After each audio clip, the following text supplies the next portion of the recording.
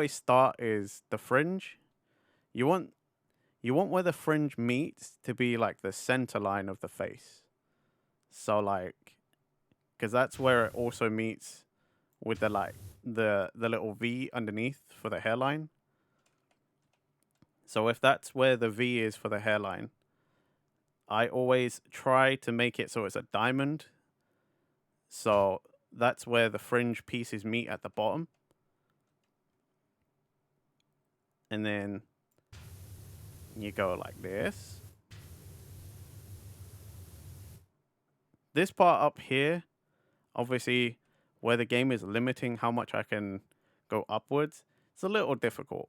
So do excuse me, but yeah. So that's one of them. That one's always round. And the fringe always covers the part of the eyebrows and the eye. To what degree, I leave that up to the artist. But Ceiling Renji is watching you do unspeakable things to the place he's about to clean. One sec, let me skip this song. And then this one is out, and then like that.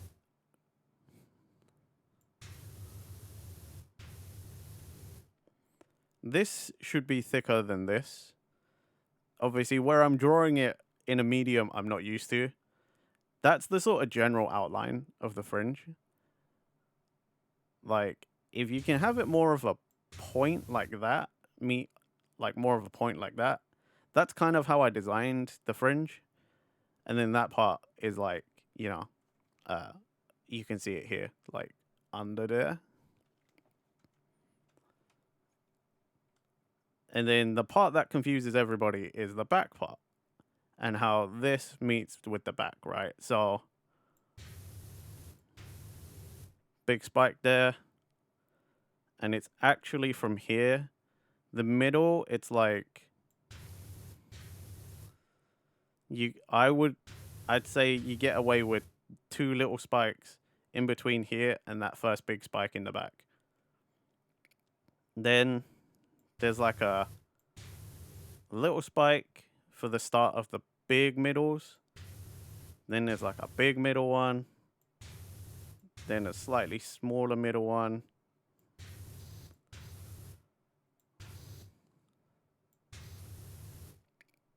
And then there's two on the right. That's the silhouette. To me, this is the important part. As long as the silhouette looks pretty much good, you're fine.